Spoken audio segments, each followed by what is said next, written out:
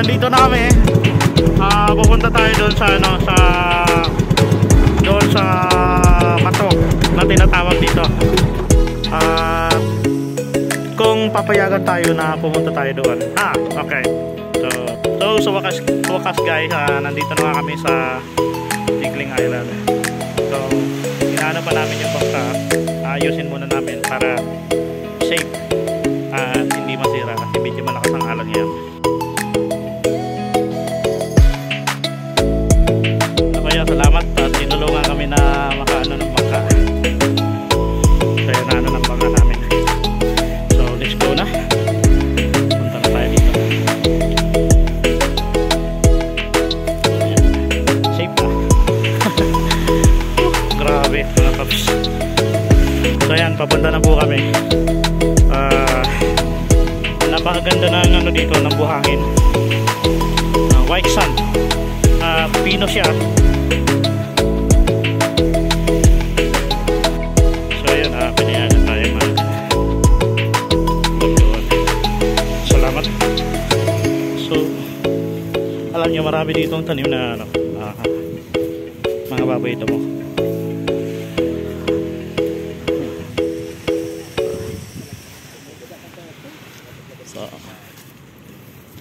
Lagi na ako nakakarating dito. Alam ko na rin daan. Ayun, may baboy damo. May nakita kami baboy damo. Ito. Lapitan nga natin. Oh, baboy damo. Ay, may anak. May anak yung baboy damo, oh. Yan. So, marami ito. Kaso, siguro ko nandoon banda yung iba. Ayan. Kailangan na natin bilisan kasi. Shoutout po kay Kuya Aday Hiniblaso. Sila po ang may-ari ng Tigling Island at kay Ate Rihina Hiniblaso. So shoutout po pala dyan sa Kapilihan, Kalintaan, Matnog, Sorsogon, kay James Minjola at sa kanya mga kapatid, kila Kuya Jel, Shena, Sara. Magandang hapon sa inyong lahat. Kay Kuya Gilbert, magandang hapon. At shoutout din po sa mga kapitbahay namin dyan sa Kapilihan, Matnog, Sorsogon. Ayan. Siyempre po, i-shoutout ko na rin sila ang Kasiguro Printing Services, Motor Parts Center. Diyan po sa harapan lang ng RHU or Friendly Hospital ng Kasiguran. Motor Parts Center, wag ho natin kakalimutan. Diyan ho ako bumibili ng mga pyesa. Siyempre, wag natin kakalimutan na i-subscribe si Taplak Adventure sa YouTube channel. Salamat bro sa pag-comment sa aking video. At aking binabati rin po ang Francisco Beach Resorts. Sila Tatay Domingo Francisco. Magandang hapon po sa inyong lahat yan. Shoutout po pala kay Cesar Castillo.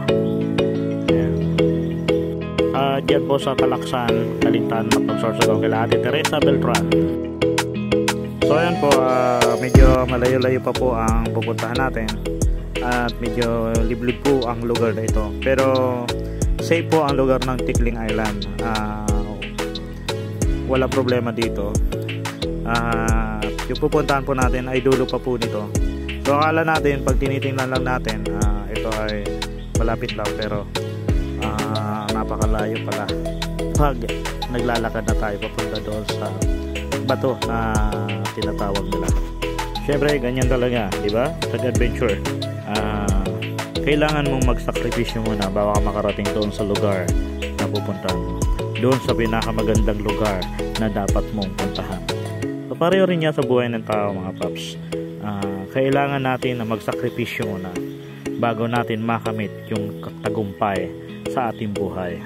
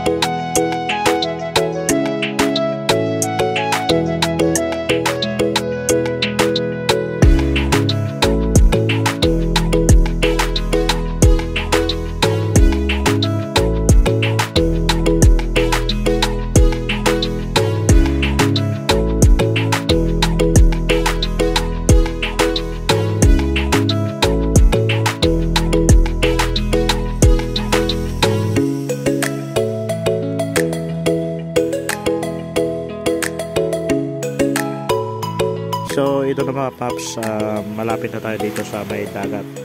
Ayan, nakikita na natin yung karagatan. So hindi pa po yan yung pupuntahan natin. So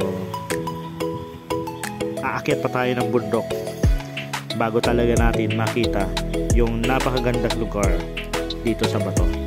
Tara, samahan nyo po kami. Ayan na, nakikita na natin yung yung dulo ng bato. Ayan, wow. So ayan mga paps. So yan, hindi natin ma-appreciate pag dito tayo sa baba dumaan. Mas ma-appreciate natin at makikita talaga natin yung kagandahan yan pag dito tayo sa bundok dumaan para makita natin yung baba.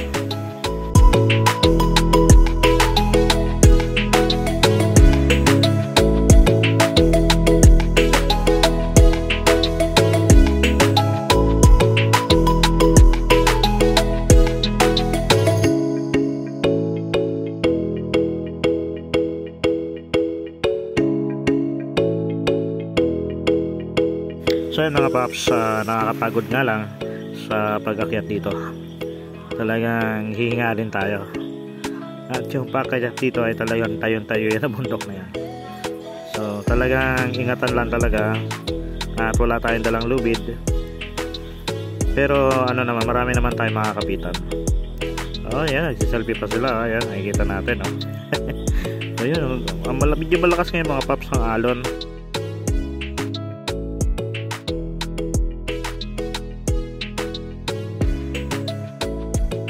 Halatang hindi na ito dinadaanan ng mga tao mga paps kasi hindi na siya masyadong malinis yung daanan. So makikita natin kailangan nating yubuko para makatawid tayo dito. So dati po nung pumunta kami dito ay napakalinis ng daanan na to. Pero ngayon medyo madalang kasi ng mga turista kaya hindi man masyado ito na linisan. So ayan mga paps, oh nako, kailangan nating ibuko dito para makalusot tayo. Pangyayari yan. Oh, okay. Sige, go. So ayan, so tatayuin ko na lang to. Hirap talaga. Oh ayan, wow. So nakikita na natin yung ganda ng nature mga paps at yung ganda ng karagatan. So nakikita natin yung alon mataas. Yan. Pwede naman ho tayo dumaan dyan, pwede naman kami dumaan dyan kaso delikado kasi matataas nga ang alon at baka mapahamak pa kami. So ito na naman. Ayan, so ingat-ingat lang kayo ingat-ingat lang. So may mga pa ng baboy damo. Ibig sabihin nakakarating dito mga baboy damo sa taas. Ayan. Oh, dahan-dahan lang. Ayan, so malapit na tayo. Pwede naman dito dumaan sa baba. Try natin, dito tayo dadaan. Kasi kung doon pa ay mahihirapan tayo. Hindi tayo masyadong makakadaan doon. So ayan na po, malapit na ho kami. Ayan, ayun na ho ang bato, yung dulo. At yung lugar na yan, yan ang Santa Magdalena. Yang kabilang ibayo na yan. Yan naman ang Matnog. Sentro ng Matnog. Okay. So dito tayo. Oh! Wow, ayan mga paps. So talagang kitang-kita na natin yung ganda ng lugar dito sa Tikling Island. Ayan. So nakikita na natin yung mga rock formation dito mga paps. Wow. Oh, grabe ang lakas ng alon. Talagang grabe makatama sa bato. Ayan yung dulo. So nakakatakot mga paps. Alam niyo ba yung pakiramdam na nakatayo ka dito? Grabe, nginig ng tuhod. Pero useless lang ho yun. Ang importante ay nakarating kami dito ng ligtas sa lugar na ito. Wow, napakagandang tingnan. Ayan. Kahit siguro ilang ulit ko na ilang beses ako na bumalik dito, hindi ako magsasawa na bumalik dito sa lugar na to. Napakaganda ng lugar. Ayan.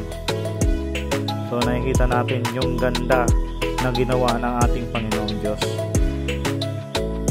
Wow. So ano, kamusta? Ayan.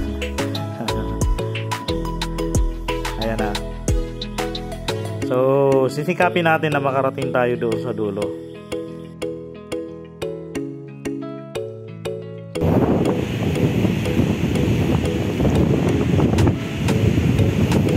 So sulit yung punta namin dito, sulit yung paghihirap namin, yung nilakad namin papunta dito, sulit na sulit. Wala akong masabi, talagang napakaganda ng lugar. Ayan, so isa ito sa mga pinapasyal ng mga turista dito sa lugar ng Tikling Island. Ito po ang Tikling Island, ito po ay sakop ng Matnog. Ayan po ang bayan ng Matnog. Oh, papalubog ng araw, oh. Ang ganda tingnan, oh. Ayan. So, doon kami galing sa unahan na yon. Napakalayo pa.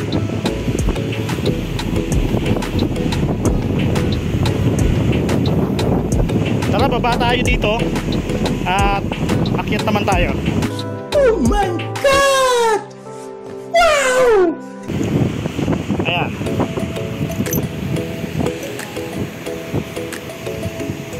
Yeah. So hinay-hinay lang ha sa pag ano at yan. Ayan. Oh, may crab pa nakakarating dito ayan oh. Oh, wow.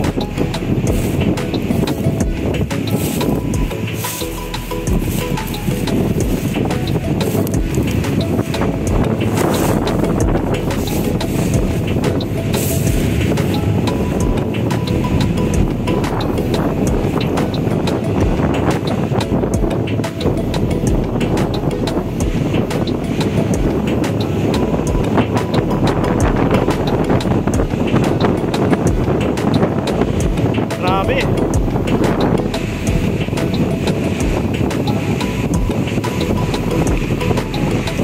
So hinay-hinay lang at ano tayo? Yeah.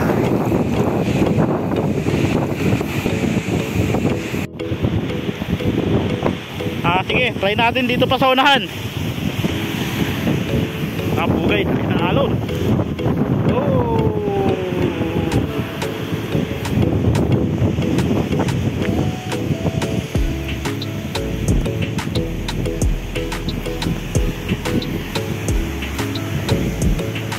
Ayan, ayan.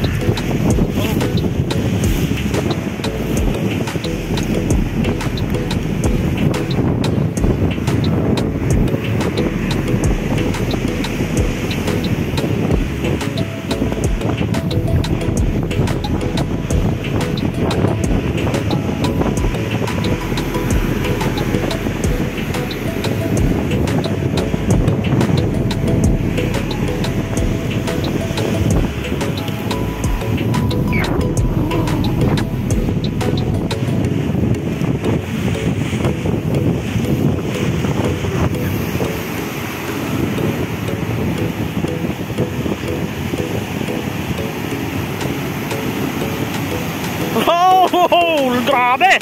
Woo!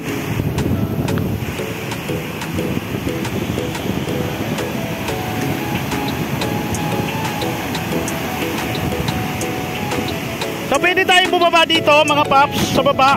Ito yung daanan. Kaso sigurado pagbaba natin dyan, delikado. Kasi napakalakas ng mga alon. Dex, mahulog ka dyan ha. Selfie muna. So ayan guys, nandito na nga tayo sa sa lugar ng bato dito sa Tikling Island. So ayan, napakaganda ng mga tanawin dito.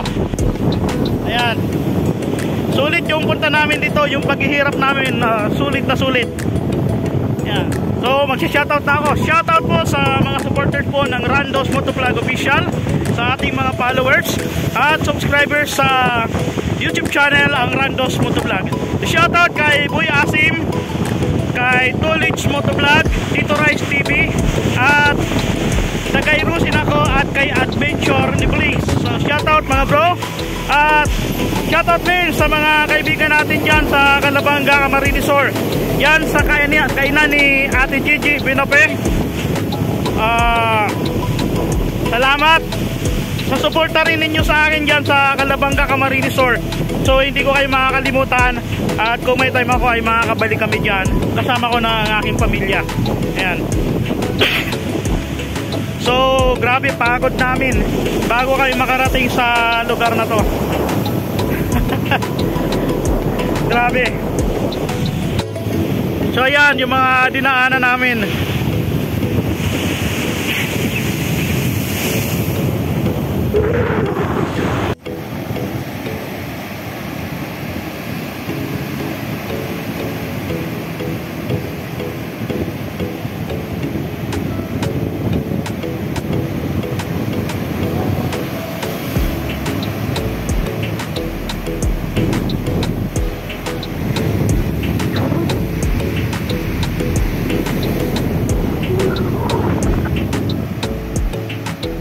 So ayan guys, oras na para umuwi kasi medyo ma-ilip-ilip na. So guys, thank you very much sa inyong lahat sa pag-support ng aking channel. Shoutout po pala dyan sa Motor Part Center at dyan sa Casiguro Printing Services. Shoutout sa inyo dyan, Hilariosa, Catherine Olario. Salamat sa paggawa ng aking logo at ng aking mug cup at t-shirt, button pin at sticker. Maraming salamat sa Casiguro Printing Services. Mabuhay kayong lahat yan. Ayan, pauwi na kami. Wala ang pagod namin nung makarating kami dito. Salamat kay Kuya Day Hindiblaso at sa kanyang asawa. Maraming salamat sa inyo. So ayan mga paps, kailangan na namin umuwi. Grabe ang lakad namin. Nakakapagod talaga. Pero sulit naman kasi nakarating kami doon sa lugar mismo ng bato dito sa Tikling Island. So ayan na po, nagpe-prepare na yung mga kasamahan. So ayan po, salamat kina Kuya dahil tinulungan nila kami kanina. Ngayon tinulungan ulit nila kami sa pagbaba ng bangka. Ayan. So maraming salamat sapagkat mayroong mga tao na mga mababait na handang tumulong sa kanilang kapwa. Thank you very much po. Salamat po nun. Ayan. So ayan, so tara na paps, biyahe na tayo.